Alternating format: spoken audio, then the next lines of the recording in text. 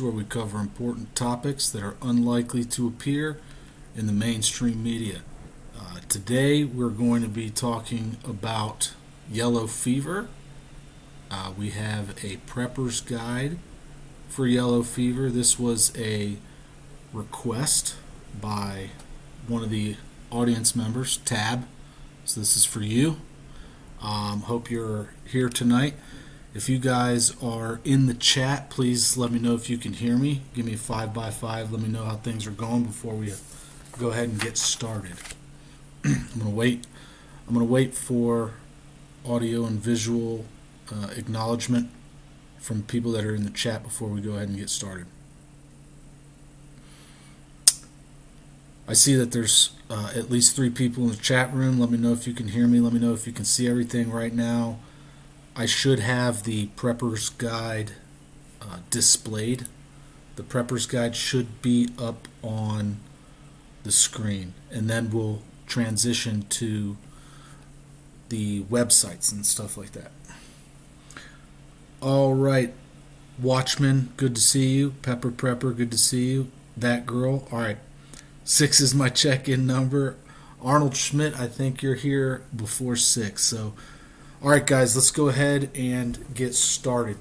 So there's been a lot of chatter from the mainstream media about yellow fever and a resurgence of yellow fever along the coastal areas of the United States. And when I say coastal areas, I mean the Gulf coastal regions of the United States. So we're going to go ahead and talk about that.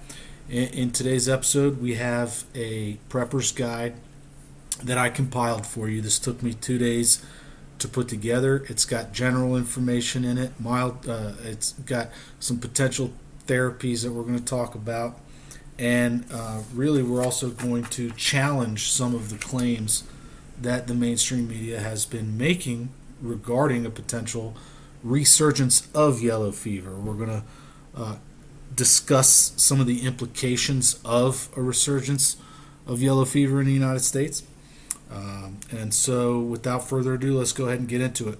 We're going to have a disclaimer up front. Okay, I am not a medical professional. All right, none of the things we talk about here tonight should be misconstrued as medical advice. I am a prepper and a news commentator. Okay, that being said, we will be discussing information which has been published in various prestigious journals. Okay, this information has been published by real scientists, okay, that have done the studies on this information, and we are going to be talking about tonight. Okay, so stay tuned to the end, right, because there will be some things I will be discussing which may be options that are worth considering that did not make it onto this prepper's guide.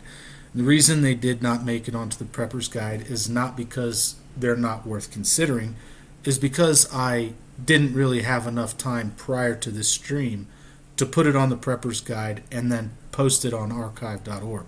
So this information that we'll be discussing at the end will be a second page updated to the prepper's guide and then republished on archive.org. So what's on there now is the first iteration of the prepper's guide for yellow fever, and that will be updated most likely sometime tomorrow. If you would like a copy, there's a link in the description box now where you can go ahead and download it now. But like I said, stay until the end and you will be able to get the rest of the material. Now, all of that being said, the reason we are discussing this and the potential therapies and things that actions that you can do, right, the actions that you may be able to take on your own, is for the potential of a societal breakdown, right? If there is a societal breakdown and you cannot make your way to the hospital, or the hospitals are ill-equipped, which is actually being stated in a lot of these news articles, you may be left to fend for yourself, so to speak. And that's the reason why I put this prepper guide together. That and because Tab asked for it. So, all right, let's go ahead and get into the general information. The source for this general information can be found right here at this link. And you know what? First, let's go ahead and discuss the news articles. Let's go ahead and discuss what the news articles have been saying and claiming regarding yellow fever. Okay, so let's start with this here from the New York Post. All right, yellow fever scourge from the 1800s is coming back, and the United States is woefully unprepared. Let me see if I'm not sure that you guys can see this up on your screen. Let me go ahead and change it. Here we go. Let me go ahead and change the screen. All right, now it should be displayed up on your screen. All right, what they're saying is yellow jack is back. The mosquito-borne disease known as yellow fever is primed for a resurgence. All right, now they're blaming this on global warming or climate change, whatever. But that is not the number one factor to take into consideration regarding the spread of yellow fever. Okay, a simple increase in temperature does not mean that yellow fever is going to spread. We'll get into that in a minute. But in the very next, paragraphs, they talk about how there's no cure for yellow fever. Up to 60% of people who develop a severe form of the disease will die. This is classic fear-mongering. Okay, there's nothing you can do. 60% of people that get severe symptoms die. And you got to get the vaccine because that's the only hope for this. Well, what they're not telling you is that roughly half of the people that come down with the disease get severe symptoms. Okay, so when they say 60%, it's 60% of 50%. Okay, so and it's not really 60%; it's 30 to 60%. So you could say this. What this ought to be saying is that half of the people that get yellow fever, roughly half of the people that get yellow fever, and I'll show you all the source material, what I'm saying here shortly, so just bear with me on this. Roughly half of the people that get yellow fever develop severe symptoms, and of those people that develop severe symptoms, roughly 30 to 60% will succumb to the disease. And they're really what they're trying to do is make you rush out. Is what it seems to me. Is they're trying to scare you and have you rush out to get the vaccine because there's a limited supply, right? If there's a limited supply and you want to be protected against this, then you ought to run out and get the jab while you can, right? That's a very common thread. A common form of logic throughout all of the news articles, as you'll see, right?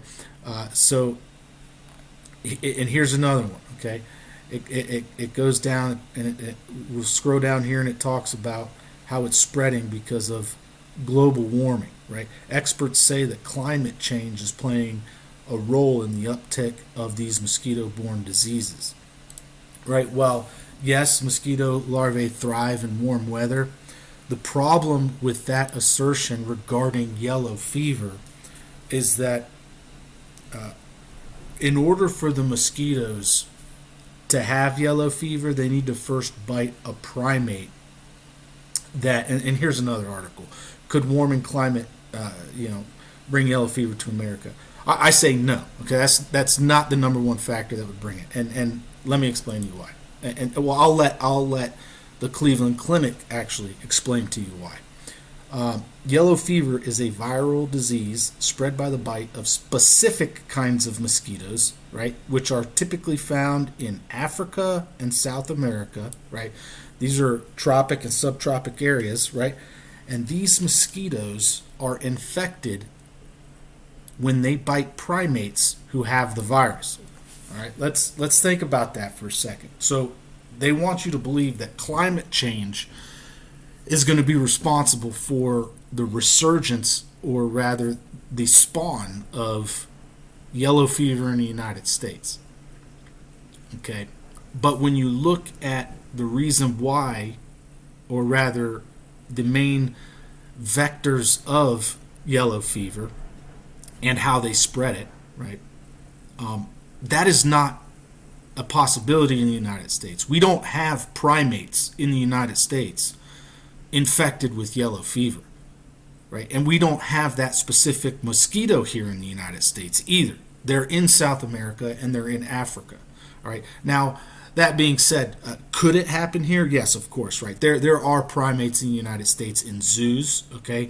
And if they're not up to date in their vaccines, then yes, perhaps they could spread the virus to some mosquitoes, which could then bite people at the zoo, and then people that went to a zoo with a monkey could show up with yellow fever. Yes, that is a potential, and it's also a potential for travelers who are coming to the United States to get bit by a mosquito which is in the United States, and then that mosquito go and bite another person in the United States, which could and that kind of scenario could most definitely be used as a biological weapon, just like what happened a couple weeks ago in Mexico, right?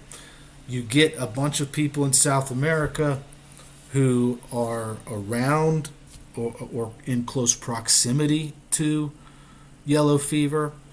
You put a bunch of mosquitoes on their airplane. If their airplane goes somewhere like Denver, right, and then in Denver there's a bunch of mosquitoes, those mosquitoes bite these people who just got yellow fever from the mosquitoes in Mexico, and then spread it to other people inside the airport, then that would be another way to bring a simple way to bring mosquitoes or with yellow fever into the United States. Of course, it could spread that way as well, but in that case, there's a probability that it was a biological attack. Okay, is it possible for it to get in the United States? Absolutely, it's possible. Is it probable that it would spawn here in the United States naturally because of climate change or global warming? I call BS. Like I said, I'm not a virologist. I'm just a prepper. I'm a guy that likes to read the scholarly articles and come up with conclusions on my own. I have a very peculiar knack for sniffing out bullshit from the mainstream media, and in this instance, I'm calling bullshit. It wasn't even a year ago where Oxitec, which is a company that Bill Gates funded, released billions of mosquitoes in South America and along the Gulf Coast of the United States. And lo and behold, a year later, we're talking about this. So anyways, I wanted to, get that out of the way first before we go into the Prepper's Guide. And Tab really wanted to know specifically about ivermectin, and we'll talk about that. Matter of fact, I probably shouldn't have said that. Now the video is going to get flagged. Please, mods, if anybody says the word in the chat that rhymes with hyperpectin, if anybody says that word in the chat, please delete it right away. I shouldn't have said it. Hopefully the live stream doesn't get flagged now and taken down. It will most likely now have a box published at the bottom of the video saying something about what we all just went through the last 4 years. So anyways, let's go ahead and get into the information, and I'm going to try to get through this quick for the people that are catching the rerun in the morning. All right, so general information can be found at the link which is posted right here at the top. Actually, I think you guys are still on the website. I need to switch it over to the PDF. All right, so bear with me here. Let me switch it over. All right, now I think you guys are on PDF. So let's talk about general information. Okay, number one, yellow fever is a virus with a high mortality rate. Okay, 30 to 60% of people with severe symptoms die. Okay, mosquito bites spread the virus. They become infected after biting a primate host. Okay, like I said, as far as I'm aware, there are no primates in the United States that carry yellow fever, so that should not apply to us. And if it does, then my personal opinion is it's a biological attack. It's a biological weapon.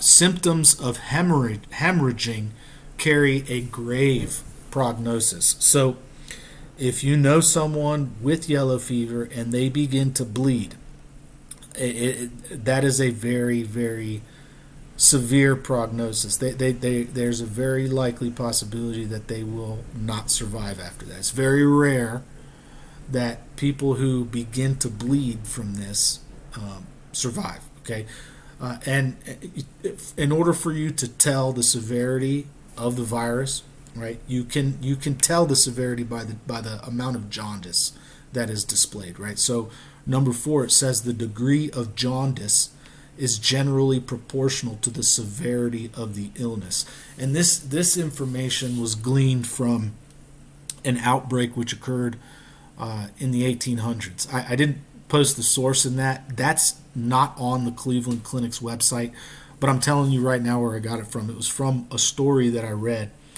regarding hundreds of patients in South America that that came down with yellow fever, and what they found was that one of the ways to determine the severity of the illness in the patient was the amount of jaundice that they displayed. And really what that is, it's when your skin and your eyes begin to turn yellow. You know, the way I understand is your bile starting to leak. You know, it displays liver infection, if I understand it correctly. So once your liver is infected, the clotting factors in your blood start to deteriorate, and that's when you start getting hemorrhaging. Your liver is primarily is the main organ that's responsible for the clotting factors in your blood. There are other factors, obviously, but the way I understand it is that your liver is primarily responsible for the clotting factors in your blood. And so when yellow fever attacks the liver, that's when you start seeing hemorrhaging. That's when the clotting factors start to break down and stuff. So really, liver health is of utmost importance here, right? So that being said, you know, the hemorrhaging is very severe with this virus. You should avoid taking drugs that can cause bleeding. That's point number 5. So drugs which can cause bleeding, such as aspirin and NSAIDs, should be avoided, right? So the mild symptoms: fever, headache, body ache, fatigue, nausea, vomiting. And if you have severe symptoms and society hasn't broken down or anything, you should get to the hospital immediately. Okay, we're talking about high fever, jaundice, hemorrhaging, shock, liver failure, kidney failure, which then could result in death. Now, preventative measures are, I would say, pretty obvious, but for some people it's not obvious, so we're going to go ahead and cover them. Right? Preventative measures: remove standing water from around your home, wear long pants, long sleeve shirts, socks, closed-toe shoes, use mosquito repellent with DEET, install mosquito zappers around your property, use a mosquito net if necessary. You know, you might have a hole in your window screen. You know, make sure, you know, if you keep your windows open for ventilation or whatever, make sure that your screens don't have holes in them. And if they do, swap them out with new screens. You don't want the mosquitoes getting in and you know, spreading the virus to you. So as far as potential therapies, you know, each one of these news articles, they all up front said that no cure exists.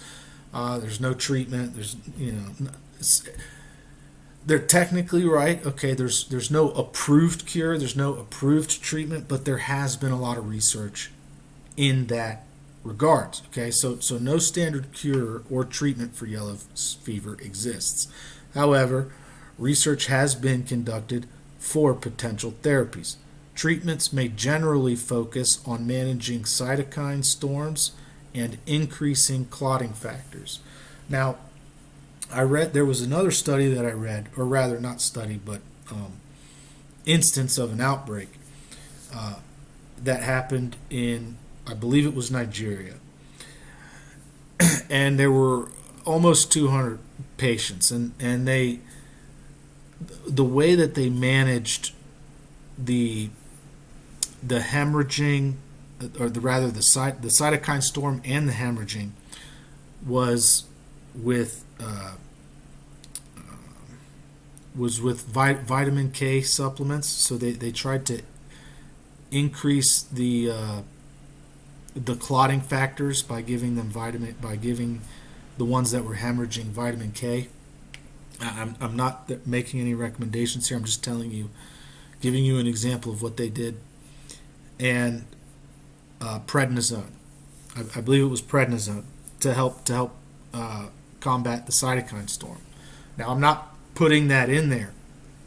That was just something that they used back then, and it was still, even with those medications and protocols that they used, it still resulted in roughly 50% of the people that had severe symptoms succumbing to the disease. So if it was effective, it was the effectiveness was negligible. So that being said, let's go ahead and get into some of the potential therapies. Now, Tab asked specifically about a therapy, or rather something that I'm not allowed to say on this stream. It rhymes with hyperpectin, okay? And please don't put it in the chat.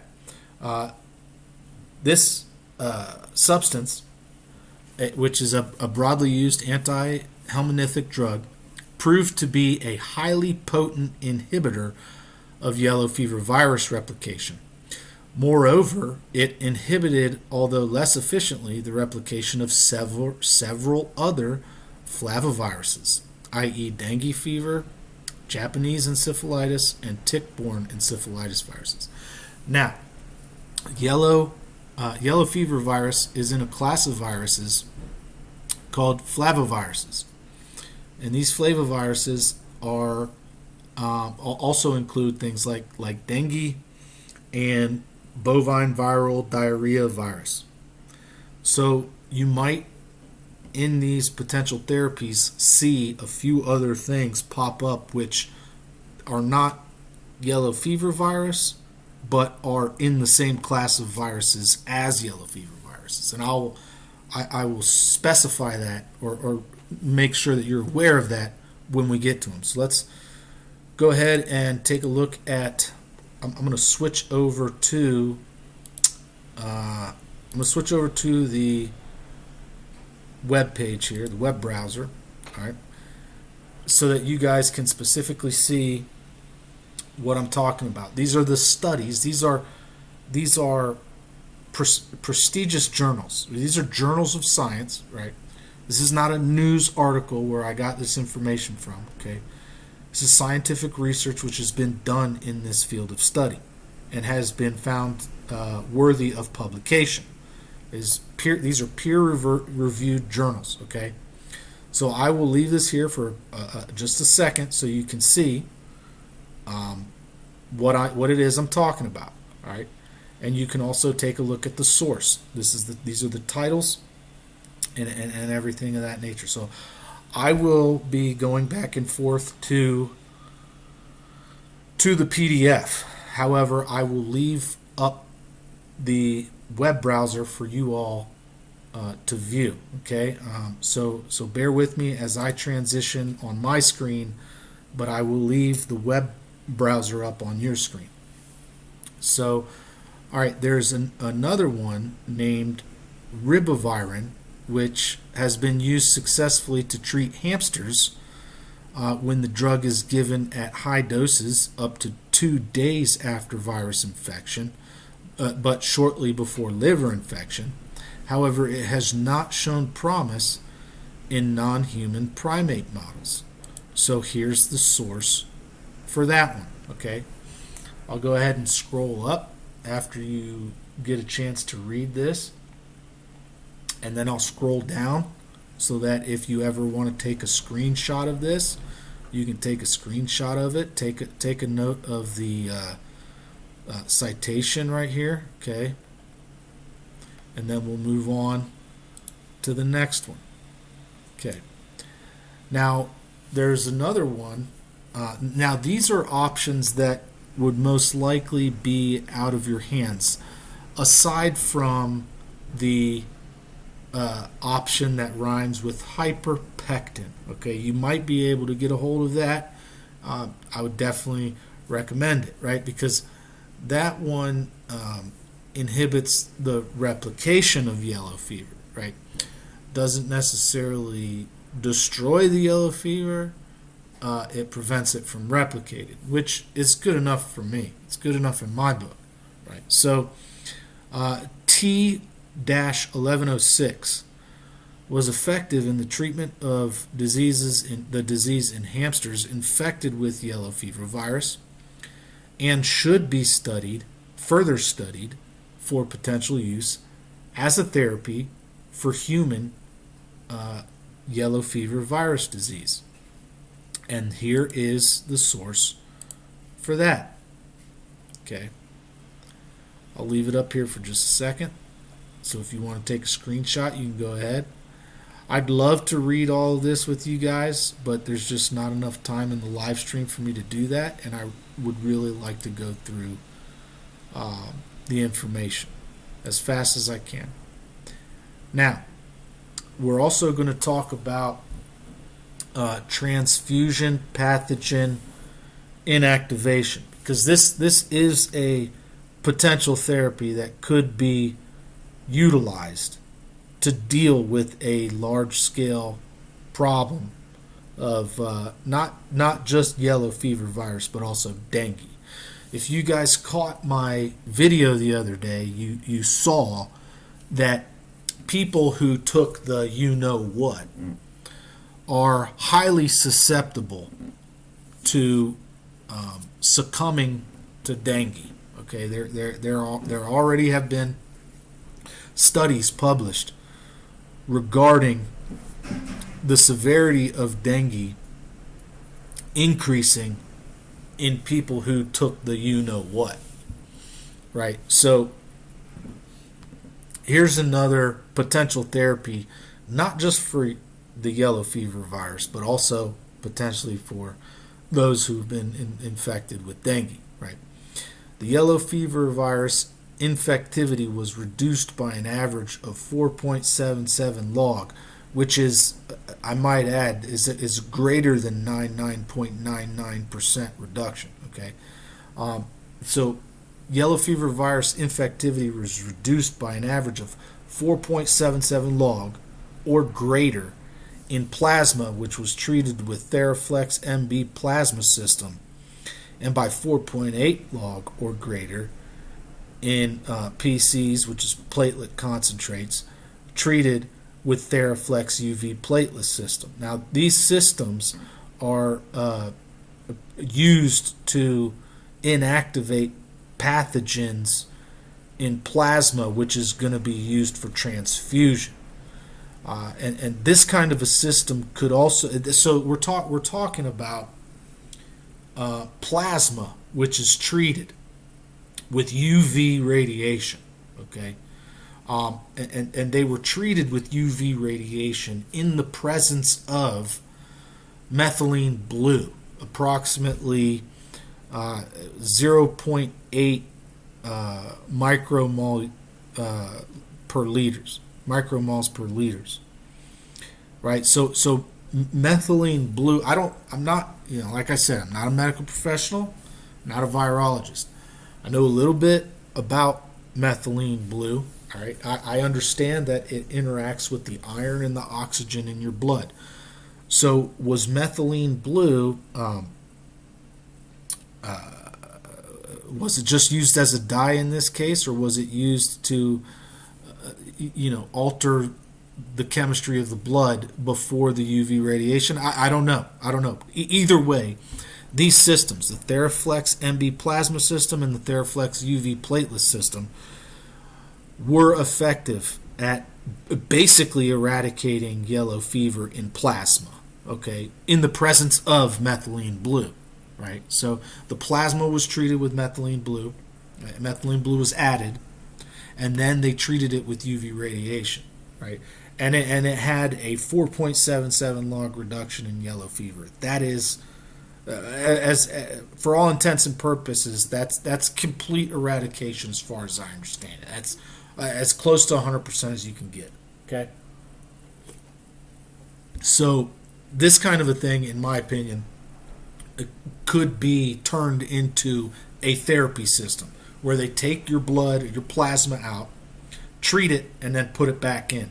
And then would that potentially be as good as a vaccine, right? Because you're inactivating a virus. You're killing the virus with the UV. I don't know. Would that be as good as an attenuated virus, aka vaccine? I don't know. Not a virologist, just speculating here. So there's the source for that, which should be up on your screen. It is, okay. And then likewise, and this part here is just totally speculation on my part, okay? Because UV radiation was shown to completely eradicate this virus, could sunlight do the same thing? Could vitamin D do the same thing? I asked that question, and what I found was a supplement of 4,000 IUs per day of vitamin D may represent an adequate dose to control dengue progression and dengue virus replication. Although the results of the study suggest that vitamin D status can influence the immune response, further studies are needed to determine the feasibility of vitamin D as an anti-dengue virus agent and immune modulator. All right, and here's the source for that. Okay, and like I said, guys, all the source material for what I'm talking about is going to be in the Prepper's Guide as always. It took me 2 days to put this together, and I'm still working on it. So if you appreciate this content and you would like to support the work that I've done, there's a link in the description box where you could do that. I would greatly appreciate it. I'm saving up for a drone for you guys so that I can get better intel down here at the border and just, bring you better coverage of things going on down here at the border. So, all right, all that aside, let's get back into it. So,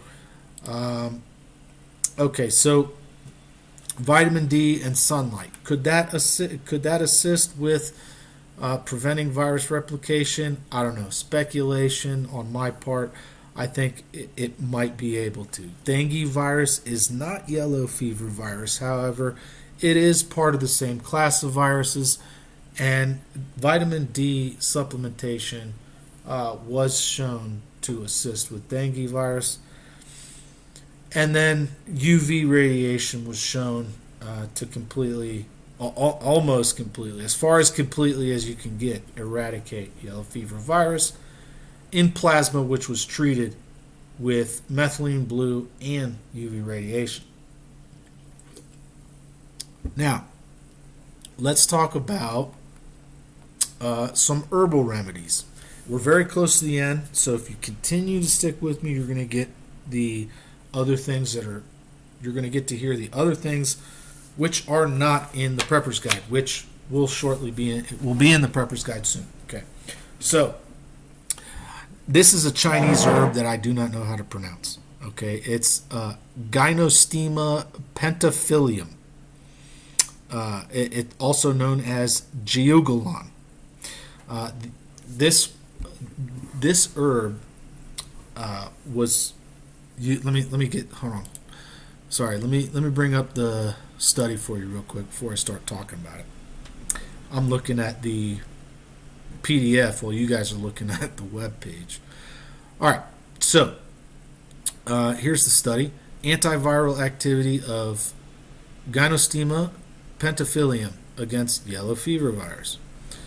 The phytochemical analysis of the extracts revealed the presence of saponins, alkaloids, glycosides, tannins, flavonoids, Carbohydrates, reducing sugar, resins, acidic compounds, fats, and oils and proteins. Now, this was tested on egg embryos and mice, right? So the egg embryos and mice protection studies against yellow fever viral infectivity showed that the extracts were able to give up to 100% protection to the embryonated eggs and mice, and hence prevented egg mice mortality. That's huge. 100% protection. Now, is this study on humans? No, it's not. But the constituents which are found in this herb, right, are directly related to the mortality rates, or rather the lack thereof, in the egg embryos and the mice which were treated with this, right? So take that for what it is. Okay, it was, let's see, the extracts gave plausible percentage inhibition of yellow fever virus in embryonated eggs up to 90%. It was observed that the antiviral effect decreased with decrease in concentration. So lower the concentration, lower the effect. So the research has shown that plant Gynostema pentaphylium possesses potent antiviral potential and could serve as a possible source of lead antiviral drugs against yellow fever, since the disease has no known drug for treatment. Now, does that sound like the journalists in MSN and Yahoo did their due diligence? Does it sound like they were correct in their analysis that there is no treatment? Well, there's no approved treatment, right? There's no, well, actually there is now, right? There's a Johnson & Johnson treatment, right? There is a treatment now, which is a hell of a coincidence. Impeccable timing, if you ask me. Fantastic timing.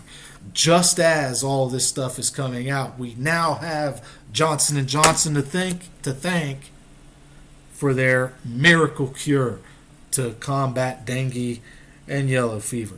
Anyways, not going to try to go down the rabbit trail. I just hate the BS that these so-called journalists are spewing. We shouldn't call them journalists. We should call them fearmongers, because that's precisely what they are. Precisely what they are. So anyways, let's move on. Okay, so as far as herbal remedies are concerned, and this one is also in the Prepper's Guide, right? There were 2 Nigerian plants which were tested against this virus, right? These are ethanol extracts. When we say ethanol extracts, we're talking about alcohol that you can consume. Not rubbing alcohol, not methanol, right? So these are just very crude extracts which were taken from Bambusa vulgaris and Aframum melagueta. They were analyzed for antiviral activities against 3 human viruses, which are all in the same class of viruses: the measles, yellow fever, and polio viruses, by standard laboratory tests. Both extracts showed antiviral activities against 1 or 2 viruses. B. vulgaris resulted in inhibition only on measles viruses, but A. melagueta inhibited measles and yellow fever viruses at MICs of 125 and 250 micrograms per milliliter, respectively. Right? So, A. melagueta. This is also known as grains of paradise. Now, when you read further down, the ethanol extract that they used was 70%. Right? So, if you're going to get one of the 2 herbs, the first herb was called geoglin. I'm going to spell it for you, so if you want to write it down, you go ahead and you can write it down now. I'll spell it out for you. And if you guys, if one of the mods in the comment section wants to write it out, I'd appreciate it. Go ahead and post it in the comments. Jiaogulan. This is a Chinese herb, a tea, right? It's spelled Jiaogulan. Okay. I'll say it again. Jiaogulan. That was the first herbal supplement. The other one is called Grains of Paradise. And the extract that they used was just in a 70% ethanol extract. Okay, and it inhibited, it showed, according to this study, that it was able to inhibit measles and yellow fever virus at MICs of 125 and 250 micrograms per milliliter, respectively. Okay, so that's Jiaogulan and Grains of Paradise. Now, that summarizes the Prepper's Guide as it stands tonight. Okay, the rest of the material that will eventually be on the Prepper's Guide, unless something happens and I can't do it, will be covered now. Okay, we're gonna cover some of the other material that is going to be on page 2. I typically try to keep Prepper's Guides just to be one page, just for brevity and simplicity's sake. Okay, these are Prepper's Guides. They're meant to be. They're not meant to be exhaustive, right? They're meant to just give you the basic information that you need to know as a prepper to adequately deal with the situation, as you know, as best as we can with the resources that we have, right? Because we're limited in resources, right? We don't typically have license to acquire things like T-1106 or ribavirin or Theraflex UV platelet systems or Theraflex MB plasma systems, right? We're limited to things like sunlight. We're limited to things like vitamin D and herbal supplements, right? And so the rest of the things we're going to talk about now are things that you can, as a prepper, stock up on or take advantage of because they're available to you. So let's go ahead and talk about those. So as far as antivirals are concerned, right? This study right here demonstrated the inhibitory effect of essential oils which were obtained by these plants. Okay, I'll leave it up here. Right. These topical use essential oils might be explored for prevention of virus infection through the bite of mosquito vectors. Now, let me show you the main compounds in those essential oils. Let's see if I can scroll up. Maybe I'm all right. Bear with me. Here we go. Okay. The major components of the essential oils tested in this study were carvone, carvacrol, limonene, and thymol. Right? These are the 4 chemicals which showed to be effective against. They had virucidal effect against yellow fever virus. All right, and if you want to, this is a pretty long report. Okay, so if you want to read it on your own, here's the source material for it right here. Right, inhibitory effect of essential oils obtained from plants grown in Colombia on yellow fever virus replication in vitro. Okay, this was published in 2009. So, guys, when they say that no treatment exists, there's not, everything is hopeless and all this and that, it kills me. It kills me because they call themselves journalists, okay, and yet they didn't refer to any of the journals. They're a journalist, and they didn't read any of the journals. None of them, okay. So anyways, let's I don't know. Let's go on. I need to leave these up so I can put them in the next page. So, okay. So the next one. So those chemicals were shown to have antiviral effect, like totally actually just destroyed the virus in vitro. Okay, just totally destroyed it. Okay. But these other potential therapies, these ones we're going to talk about now, they inhibit the cellular entrance of the virus. And these two chemicals are called naringenin and hesperetin. Naringenin and hesperetin.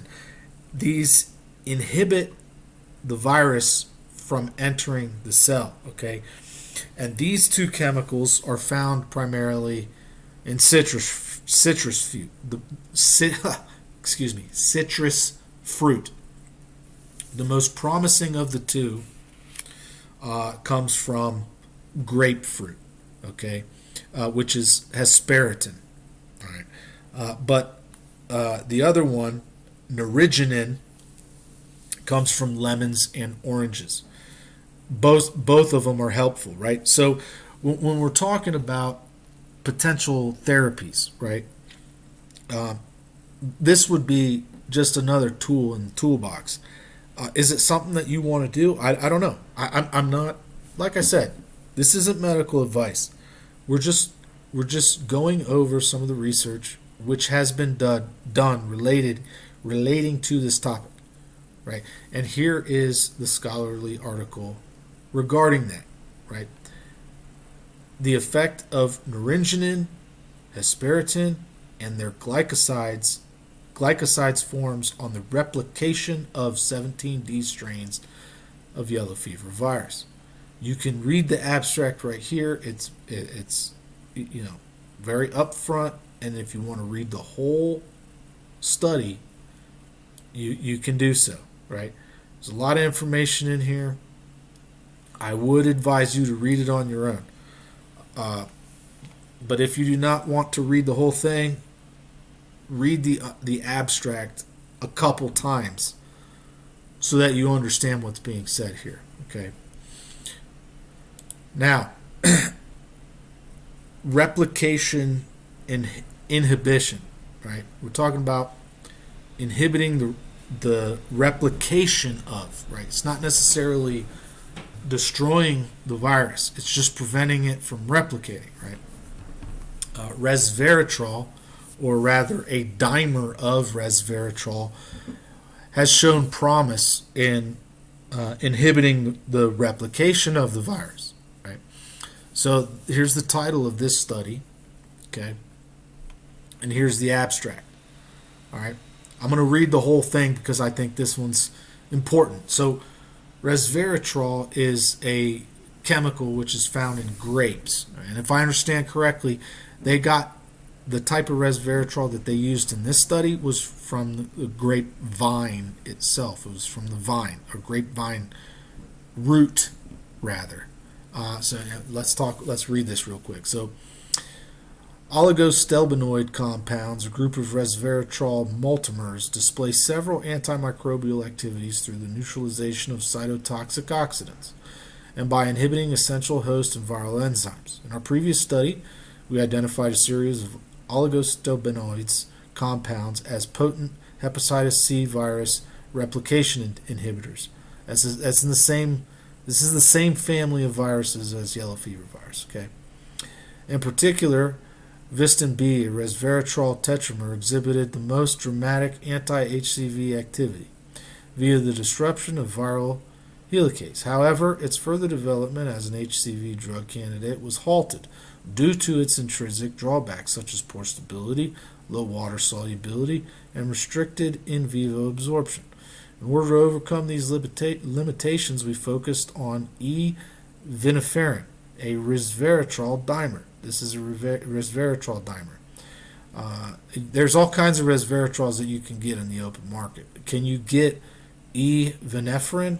I'm not so sure. If you can find it, let me know. If you're able to get a hold of it, let me know. That'd be great. As an alternative, we prepared 3 versions of E-viniferin, including one which was extracted from the grapevine root, and 2 which were chemically synthesized with either penta-acetylation or no acetylation using a newly established synthesis method. Confirm their anti-HCV replication activities and minimal cytotoxicity by genotype 1b and 2a HCV replication cells. Their anti-HCV replication action also translated into a significant reduction of viral protein expression. Let me say that again. Their anti-HCV replication action also translated into a significant reduction of viral protein expression. Anti-HCV NS3 helicase activity by EFV was also verified in vitro. Finally, we demonstrated that SVS has improved pharmacokinetic properties over vitamin B. Overall, the favorable antiviral and pharmacokinetic properties of these three versions of vinephrine warrant their further study as members of a promising new class of anti-HCV therapeutics. So, resveratrol, right, and its constituents, its dimers, definitely worth considering, right? Something that can inhibit the replication. If you want to read the full study, you can do that. Here's the link up here. Okay, here's the title of the study and all the information you need to know in order to go find it on your own and read it. Right? These are not news articles. These are scientific. This is scientific research that has been done in this field. Okay. So when the mainstream news media tells you that there's nothing you can do, all hope is lost, you got to get the jab. 60% of the people that get it are going to die. Think about it on your own. Okay. I'll just leave it at that. Now, quercetin. Quercetin has also been studied to help with dengue. Right. Dengue is also a flaviviridae. I don't know how you pronounce it. Flaviviridae family of viruses, right? So it's in the same family of viruses as yellow fever, okay? And it was shown to essentially be a cytokine inhibitor, right?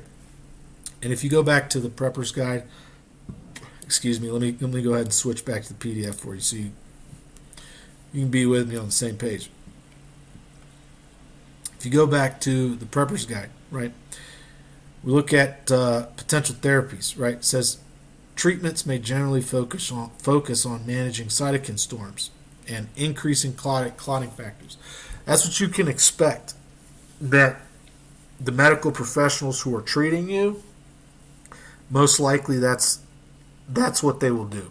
That is the protocol that they will be to manage the cytokine storm and increase the clotting factors. Historically, I mean, really for the last, I'd say 80 years, I think that's been pretty much the standard protocol when dealing with people that have severe symptoms. And so, that being said, one of the ways to inhibit the cytokine storm appears to be with quercetin, right? There's been several studies which have shown it to basically have an antihistamine, a natural antihistamine effect, and to help to regulate the cytokine, right? So, I mean, like I said, dengue is also part of the yellow fever virus. It's part of the same family of viruses as the yellow fever virus, right? It's the Flaviviridae viruses, right? And if you want, and this is probably out of all the studies that I've referred to here, this one's probably one of the longest, right? The one really that I want to read the most is this one right here, but I got to pay for it, and anyways, I'm not really trying to spend a whole bunch of money on that, but anyways, getting back to quercetin, right? So you want to read the whole study. Here it is. Okay, you can go ahead, pause it, take a screenshot. Take a screenshot and print it out. Read it, do some research. And by no means is what I'm showing you tonight everything, all the research, that has been done in this effort. No, it's just I have picked out the ones that I think are important for preppers to know. Right? These are things that we can do, things we ought to be aware of. Okay, so there's a lot more research out there, and if you want to add to this conversation, I would greatly appreciate it. Going on to another instance of quercetin. Now quercetin, there's a lot of plants which have quercetin, right? So if you can't get it, you can get it at your health food stores. Right, it's very easily accessible. But if you want to grow a plant, right, that has a high concentration of quercetin, you want to grow capers. Okay, it's a flower, and the flower buds of the caper plant have a lot of quercetin in it. Okay, so if you are an herbalist mindset, right? You like to watch Green Country Agroforestry channel, just like I do, right? Capers. You want to get some caper seeds, okay? Quercetin, it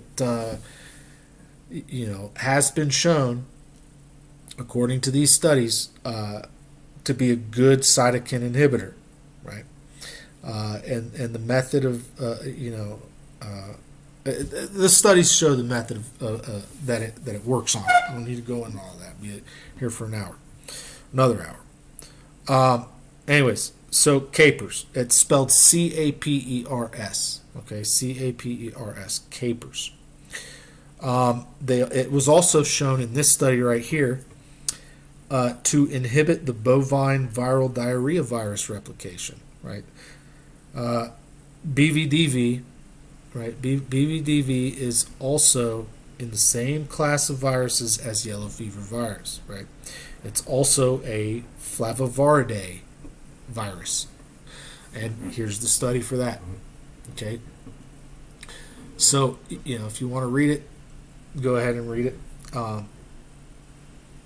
So that's pretty much wraps it up for tonight's episode. All the information I wanted to get out to you as quickly as possible, as succinctly as possible, without going down too many rabbit trails. Sorry for going down the rabbit trails. I'm just quite upset at the way things are going in this country. It seems as though, right, it appears as though we have been under attack by eugenicists. And they like to just release bugs that wreak havoc on us. And so, as preppers, we ought to be prepared for that.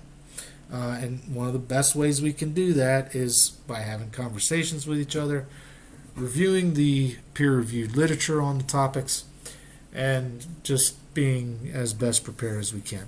So with all that being said, I'm going to go ahead and get to your comments here. Looks like we got 28 people here in the chat today. That's pretty good, more than we usually have. About 10 more than 10 more than we usually have. Okay, let's see. Good morning, everybody. Hardnack Farms, good to see you. Watchman's in here.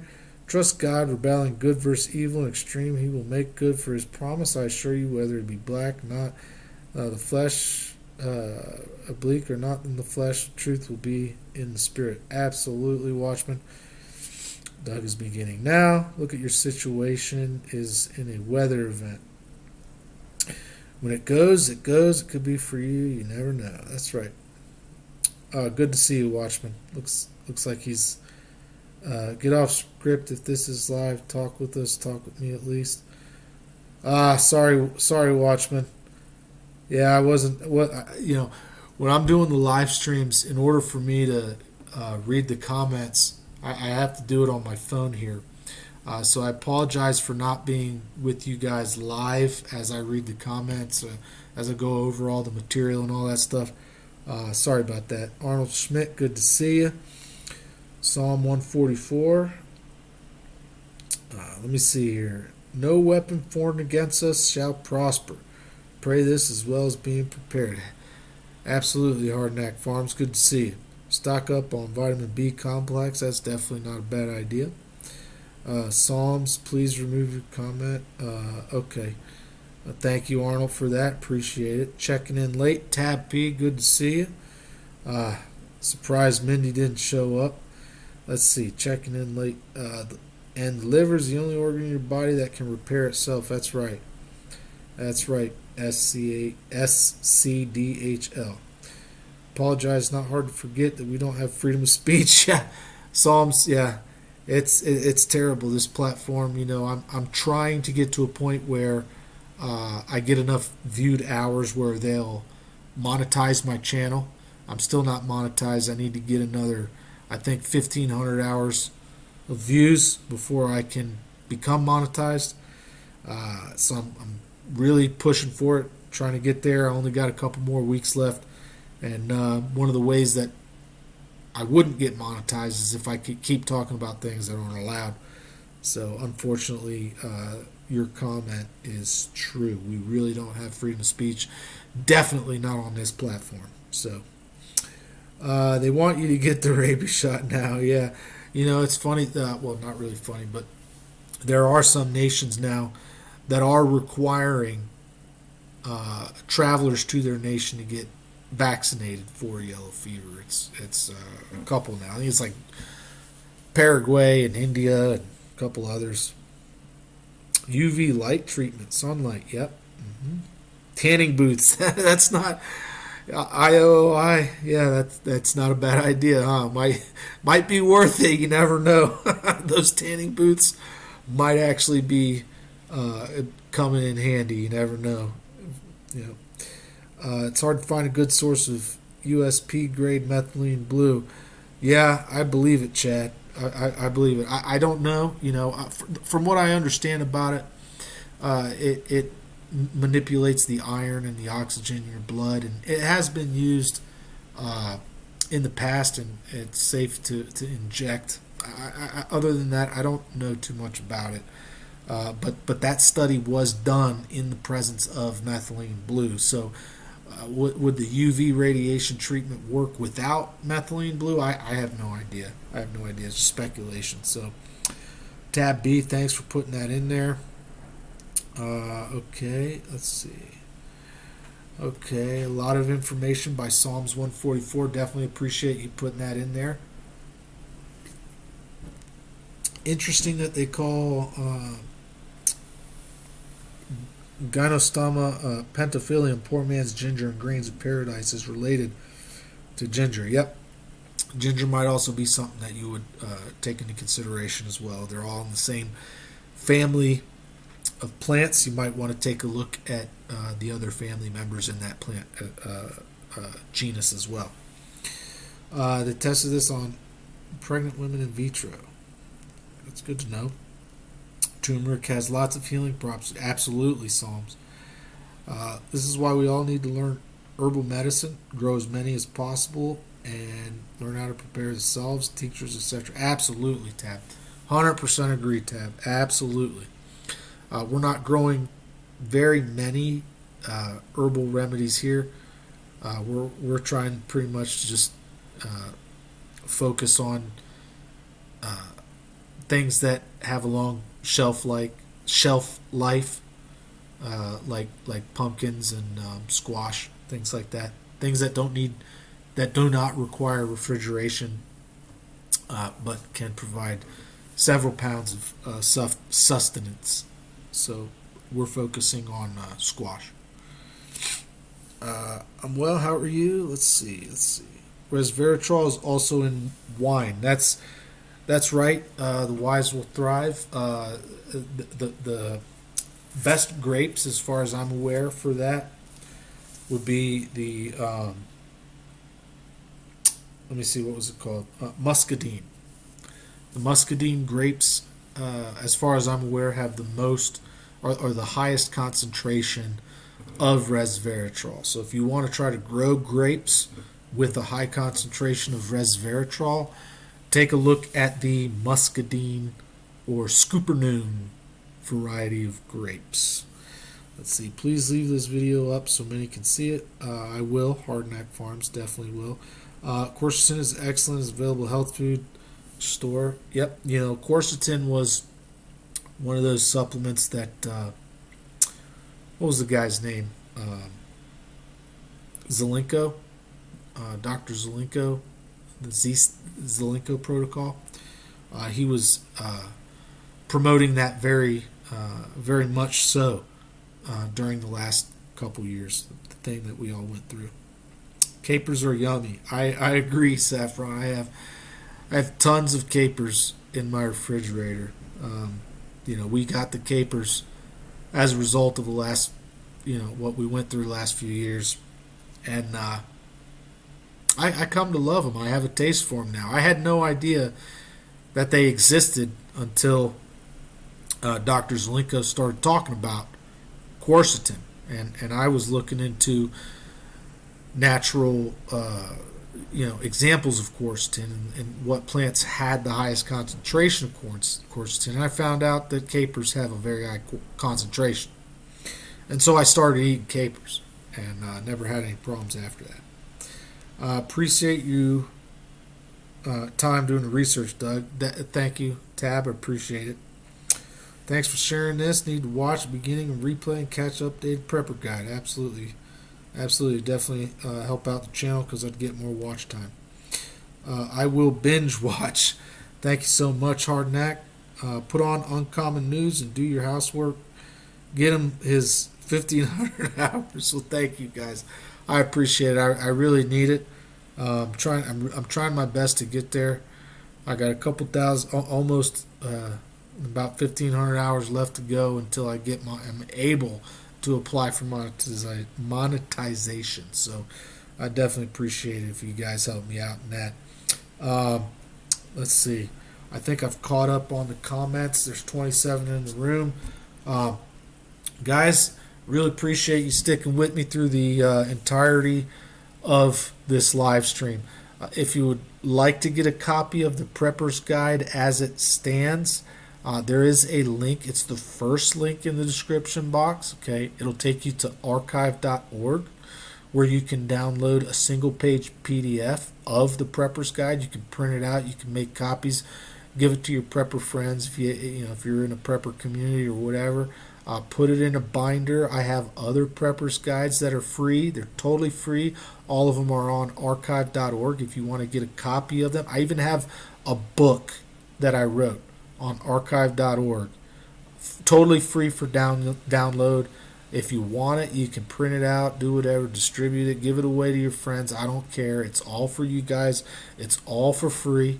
The way that you get a hold of that stuff is you go to archive.org, and there's two search bars. Okay, there's a search bar on the top, and there's a search bar on the bottom.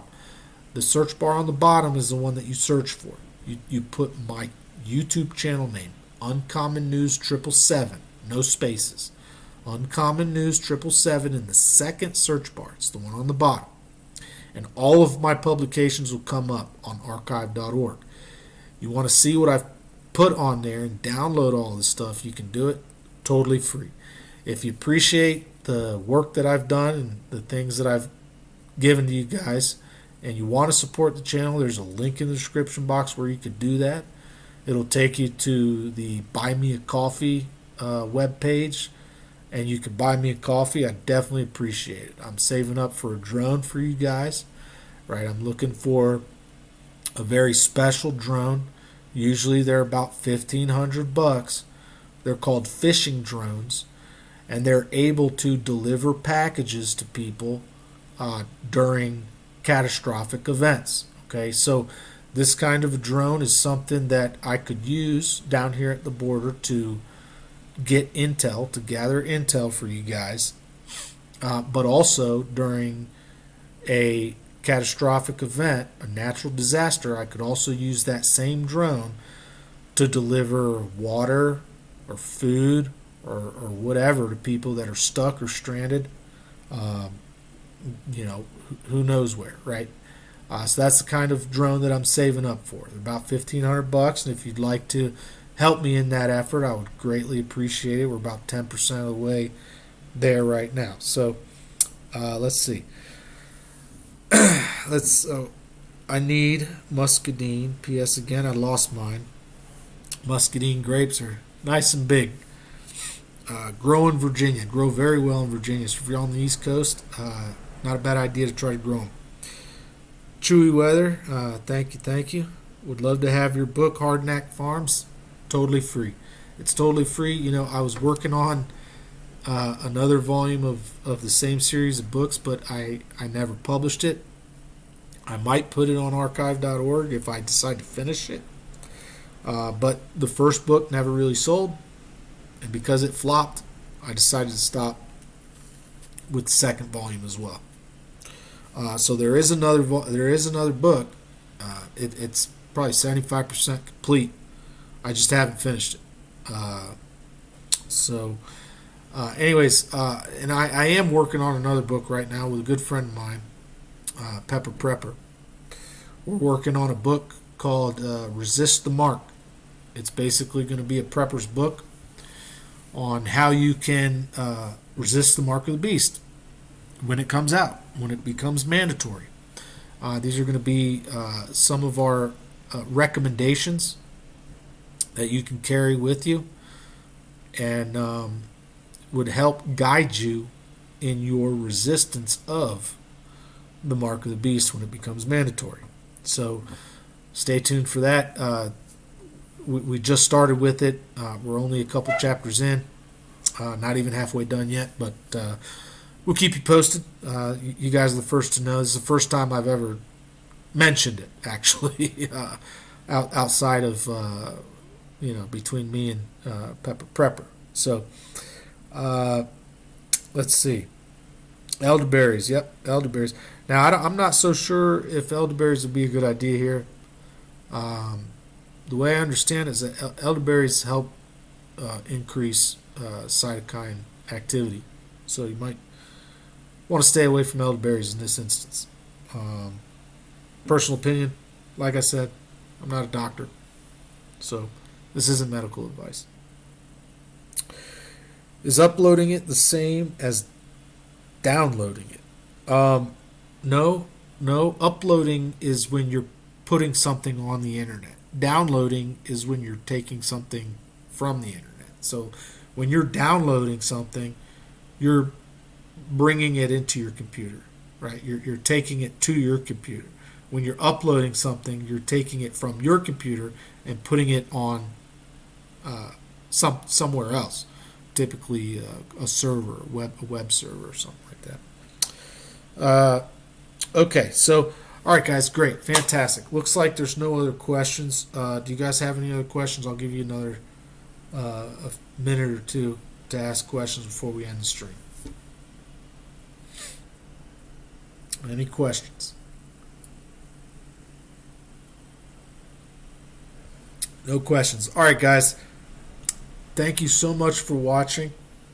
Like I said, links are all in the description box below. Stay tuned. I will go ahead and try to post these updates to the Prepper Guide. Thanks for watching. Thanks for listening. You want to support the channel, there's a link in the description box to do so. As always, don't forget, help out your neighbors. Bye.